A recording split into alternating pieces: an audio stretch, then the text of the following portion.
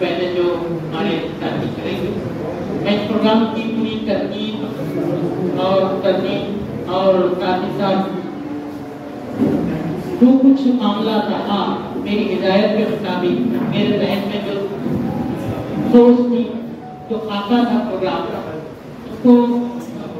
मेरी सोच के मुताबिक अमली जामा पहनाने का, एक प्रोग्राम कॉपी के मुताबिक आगे बढ़ाने का जो काम किया है, वो यहाँ पर मेरे साथी प्रोग्राम के पूरे इंचार्ज के तौर पर मेरे छोटे भाई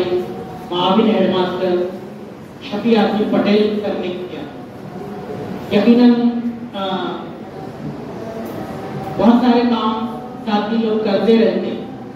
लेकिन इस काम को जिस अंदाज में मैं चाहता था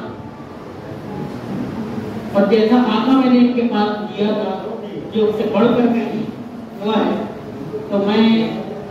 के लिए सबसे पहले तो हमारे चेयरमैन साहब यहाँ पर मौजूद हैं, तो उनको मैं बड़ा भाई नहीं कहूँगा